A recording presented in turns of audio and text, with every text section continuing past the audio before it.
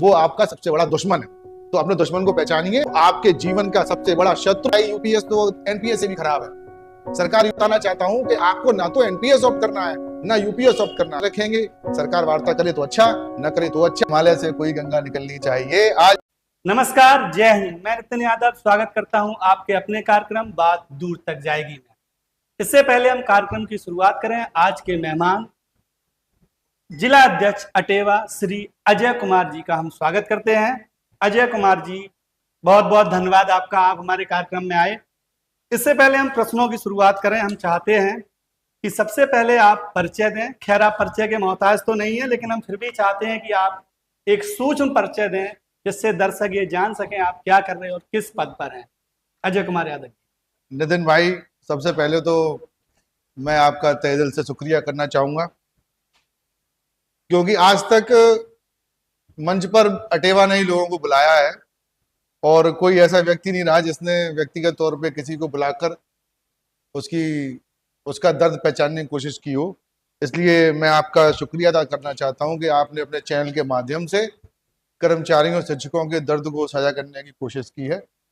और मैं अपना परिचय दूं इससे पहले बताना चाहूंगा कि all teachers employees welfare association, ये अटेवा का पूरा नाम है। हम लोग इसको अटेवा के नाम से जानते हैं। ये एक सरकारी कर्मचारियों का संगठन है जिसमें हर विभाग के कर्मचारी जुड़े हुए हैं। इसकी शुरुआत 12 जनवरी 2013 को हमारे राष्ट्रीय अध्यक्ष माननीय विजय कुमार बंधु जी ने एक छोटी सी बैठक करके की थी और तभी से लगातार हम लोग आंदोलन कर रहे हैं। और मैं जनपद इटावा में इसका जिला संयोजक, जिला अध्यक्ष हूँ, अजय कुमार यादव। जी अजय जी, हम आपसे एक प्रश्न और करना चाहते हैं। अगर हमारी नियुक्ति एक शिक्षक के रूप में नवीन हुई है कहीं किसी भी जनपद में, शिक्षक ऐसे कई संगठन चल रहे हैं जो शिक्षकों के लिए बहुत अच्छा कार्य कर रहे हैं, या कर्मचारियों के ऐसे कई संगठन चल रहे हैं जो कर्मचारियों के लिए भी बहुत अच्छा कार्य कर रहे हैं, आपसे प्रश्न ये है कि अटेवा ही क्यों, अन्य संगठन को क्यों ज्वाइन नहीं कर सकते हम? नहीं, ऐसा किसी ने कहा है कि आप अन्य संगठनों को ज्वाइन नहीं कर सकते। तो फिर अटेवा ही क्यों? अटेवा इसलिए कि अटेवा आपकी पुरानी पेंशन की लड़ाई लड़ रहा है। पुरानी पेंशन की लड़ाई तो अन्य संगठन भी लड़ रहे हैं। जी हाँ, बिल्कुल। पहले भी ये संगठन लड़ रहे थे। ऐसा नहीं है कि 2013 से पहले कोई संगठन पुरानी पेंशन की लड़ाई नहीं लड़ रहा था। सभी संगठन अपनी अपनी स्तर से वो जानते थे कि नए साथी आ गए हैं। 2005 के बाद चूंकि पुरानी पेंशन व्यवस्था खत्म कर दी गई, तो संगठनों ने इस मांग को रखा। हालांकि वो 20वें पायदान पे हुआ करती थी, आखिरी पायदान पे हुआ करती थी। और राज्य कर्मचारी संघ परिषद हो चाहे कोई और संगठन हो, सभी संगठनों ने इस बात को उठाया, समय पर उठाते रहे। लेकिन जब से अटेवा आया, अटेवा ने जब से ये बात उठाई, ये मुद्दा उठाया, तब से लोगों को ये यकीन हुआ कि नहीं, ईमानदारी से अगर कोई कार्य कर रहा है तो वो सिर्फ अटेवा और अटेवा ही लगातार 24/7 पुरानी पेंशन की बहाली और निजीकरण का खात्मा दोनों के लिए लगातार संघर्ष कर रहा है। इसलिए कर्मचारियों के लिए अगर कोई हितैषी संगठन है जो उनके हितों की रक्षा कर सकता है, उनके पेंशन को बहाल करा सकता है, निजीकरण को खत्म करवाने की कोशिश कर सकता है, तो वो सिर्फ अटेवा है। बाकी आप विभाग में जिस संगठन में हो आप जुड़ सकते हैं, आप अपने संगठन में रहिए, लेकिन पेंशन के लिए, पेंशन के मुद्दे पर, निजीकरण के मुद्दे पर आप अटेवा का साथ दें। क्योंकि अटेवा जो है एक कोई संगठन नहीं है, अटेवा एक मंच है। इस मंच पर आप सादर आमंत्रित हैं। अटेवा एक क्रांति है, अटेवा एक आवाज है, अटेवा एक आंदोलन है, अटेवा एक विचारधारा है और विचारधारा में आपका स्वागत। इसका सीधा सीधा मतलब ये हुआ कि अगर हम किसी अन्य संगठन से जुड़े हुए हैं और अटेवा में जुड़ना चाहते हैं तो आपको कोई गुरेज नहीं है? नहीं, हमारे कई पदाधिकारी हैं जो अन्य संगठनों में जुड़े हुए हैं, वहां भी वो ऊंचे पदों पर है और हमारे यहाँ भी कार्य कर रहे हैं। ऐसा कोई अगर आपसे कहता है कि अटेवा किसी और संगठन के लोगों को नहीं रखता है तो वो गलत कहता है। और साथ ही अगर कोई ये कहता है कि आप अटेवा में के कार्यक्रमों में न जानिए, तो मैं आपसे ये कह सकता हूं वो आपका सबसे बड़ा दुश्मन है। तो अपने दुश्मन को पहचानिए। अगर कोई व्यक्ति ये कहता है कि अटेवा का कार्यक्रम लगा हुआ है उसमें आप नहीं जाएं, तो आपके जीवन का सबसे बड़ा शत्रु वही संगठन है और वही संगठन का मुखिया है। अच्छा जिलाध्यक्ष जी, आप ये बताइए कि आगामी कार्यक्रम अटेवा का क्या है? कहाँ जाना है, किस प्रकार का धरना प्रदर्शन है, आप दर्शकों को एक बार विस्तार पूर्वक बताइए जिससे सबको ये जानकारी हो जाए कि जै, हमारा धरना प्रदर्शन किस जगह पे है। जैसा कि मैंने आपसे पहले भी कहा कि हम 12 जनवरी 2013 से लगातार जब से ये हमारा अटेवा अस्तित्व में आया है, लगातार हम पेंशन और निजीकरण के लिए लड़ रहे हैं। हम 1 अप्रैल 2016 को पहली बार लखनऊ में पहली बार मिले। उसके बाद हम लगातार संघर्ष करते रहे और लगातार सरकार ने एनपीएस में और पारिवारिक पेंशन देने का काम किया, एनपीएस में सुधार लेके आए। पिछली बार 1 अक्टूबर को जो हम लोग दिल्ली गए, रामलीला मैदान भरा, आप भी हमारे साथी रहे और भी लोग रहे, उसमें आपने देखा कि हुजूम बन गया था। सरकार घुटने टेकने पर मजबूर हो गई। जो सरकार ये कहती थी कि हम कर्मचारियों की बात नहीं मानेंगे, कर्मचारी हमारे लिए कुछ भी नहीं है, उसी सरकार ने देखिए यूपीएस लाने का काम किया, उसी सरकार ने जो है 8वां वेतन आयोग गठित करने का काम किया। तो कहीं ना कहीं सरकार, अगर हम इकट्ठे होते हैं कहीं अपना विरोध दर्ज करते हैं, सरकार भी घुटने टेकती है, ऐसी बात नहीं है।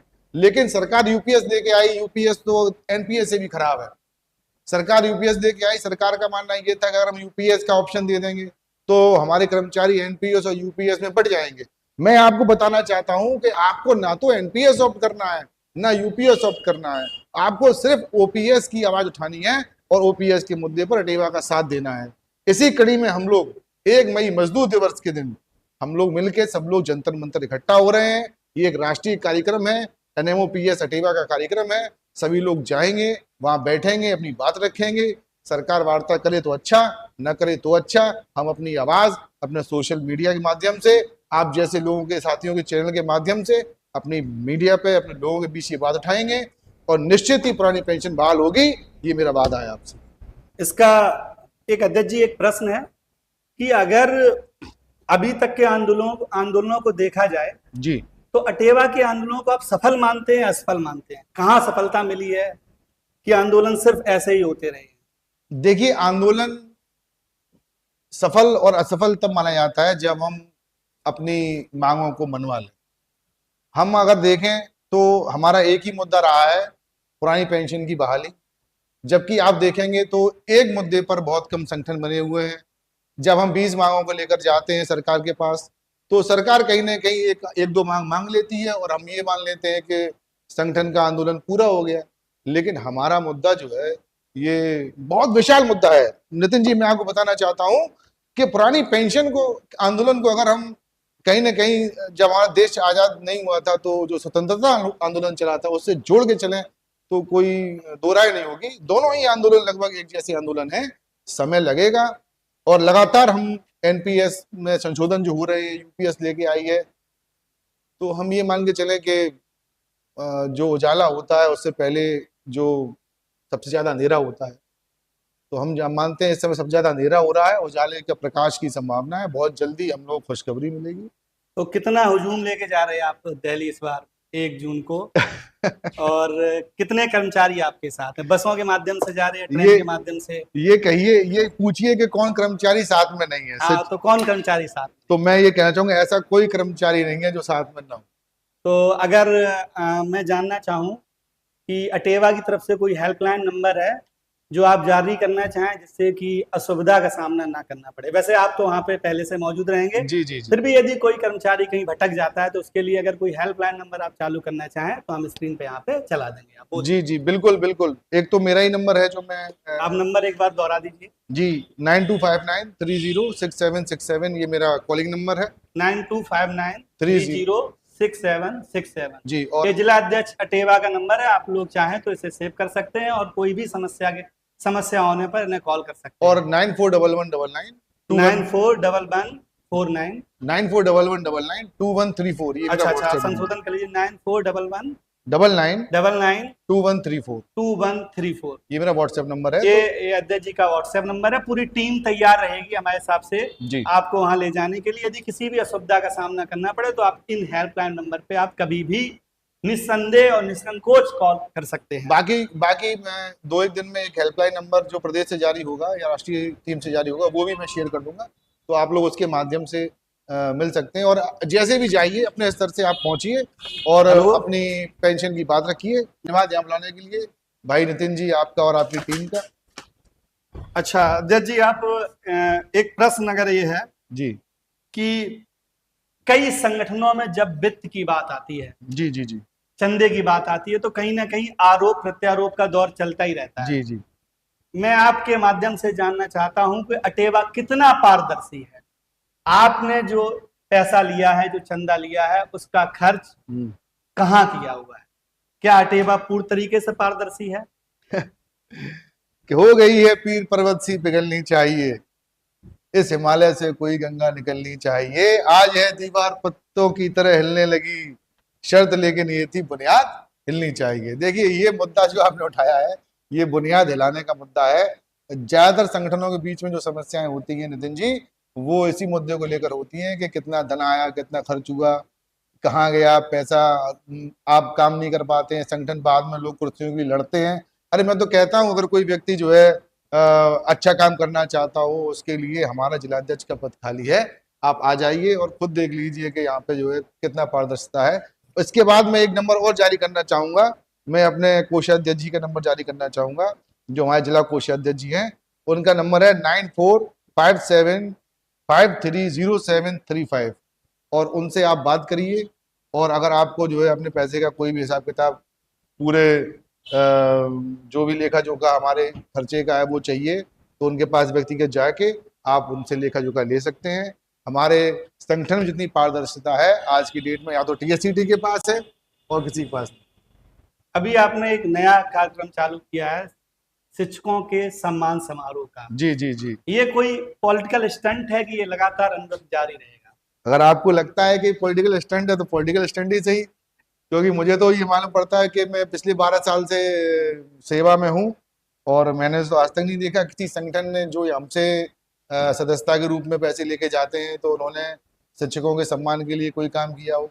हाँ, अपना कोई कार्यक्रम होता है, अगर अपना कोई बड़ा कोई कार्यक्रम करना होता है तो जरूर वो लोग कर लेते हैं, लेकिन ये जो शुरुआत की हमारी टीम ने और सब लोगों ने मिलकर, ये मैं बता देना चाहता हूँ पूरे प्रदेश में, मैं पूरे प्रदेश की बात कर रहा हूँ नितिन जी, पूरे उत्तर प्रदेश में सिर्फ इटावा ही एक ऐसा जनपद है जहां पर बेसिक और माध्यमिक के शिक्षकों कर्मचारियों का सेवानिवृत्ति समारोह किया गया और अच्छे स्तर पर किया गया। इसका नतीजा ये रहा कि और जो संगठन थे उनके मन में भी ये बात आई कि हाँ हम लोग अच्छा काम कर रहे हैं, तो उन्होंने भी ये काम अपना शुरुआत की है और वो लोग भी कर रहे हैं अपने स्तर से, अपने अपने ब्लॉक में। और मैं आपके चैनल के माध्यम से उन तक ये बात पहुंचाना चाहता हूँ कि ये अटेवा का कार्य नहीं था, ये वास्तव में आप लोगों का कार्य था, और आप लोग इसको करिए, अगले वर्ष से जो है और अच्छा करिए।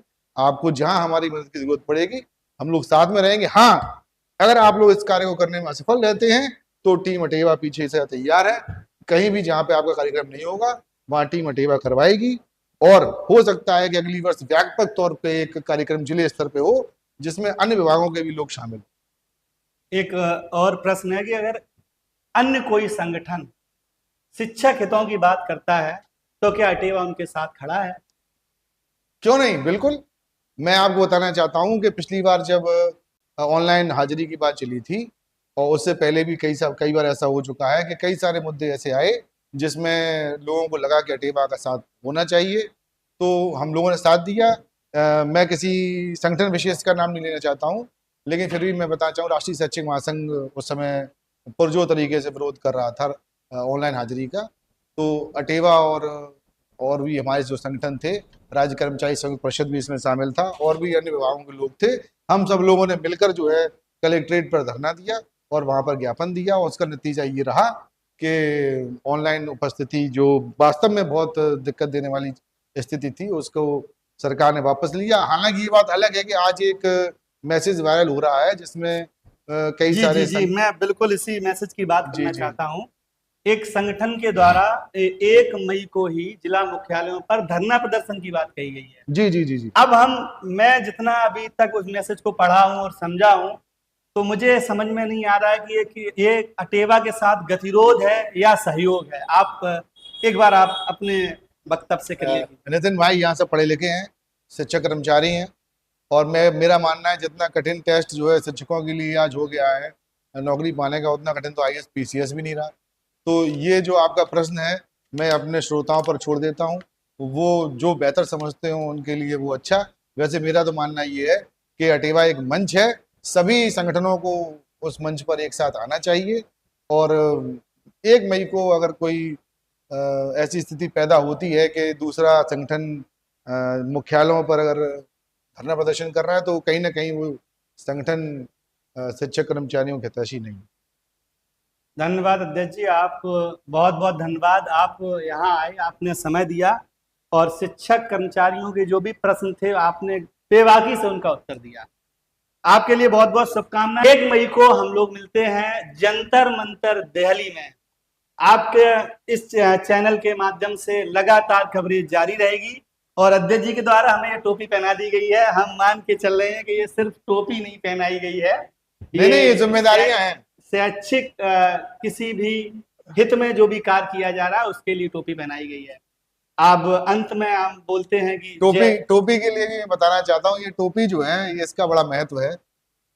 ये जिम्मेदारी की टोपी है, लोग इसको अन्यथा ले लेते हैं।